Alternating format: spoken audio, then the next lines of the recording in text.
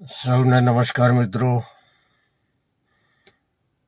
અમથુજી ઠાકોર, પૂર્વ ડિરેક્ટર, ઠાકોર વિકાસ નિગમ ગાંધીનગર. મિત્રો, આજે જન્માષ્ટમી એટલે કે સનાતન ધર્મના આપણા ભગવાન, જેમણે સનાતન આ સૃષ્ટિ ઉપર ગીતાજીનો અભ્યાસ, ગીતાજીનો ઉપદેશ આપ્યો, એવા શ્રી કૃષ્ણ ભગવાનનો જન્મદિવસ. એટલે આ જન્મદિવસ એટલે કે જન્માષ્ટમી.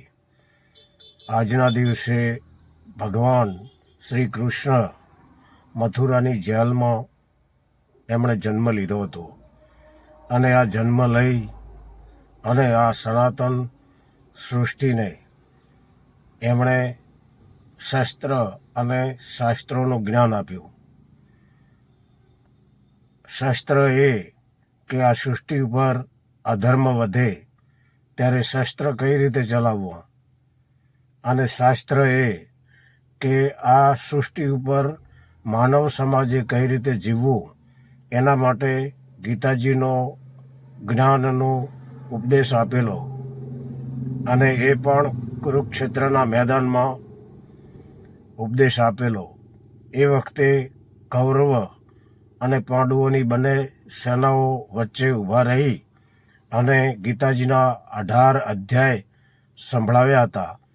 એવા આપણા સૌના ભગવાન શ્રી કૃષ્ણ ભગવાનનો આજે જન્મદિવસ છે. જન્માષ્ટમીના આ પાવન પર્વ નિમિત્તે સૌને ભગવાન શ્રી કૃષ્ણ સુખી રાખે અને આપના જીવનમાં અનેક ખુશીઓ ભરીને આપનું જીવન આગળ વધે એવી સૌને શુભકામનાઓ.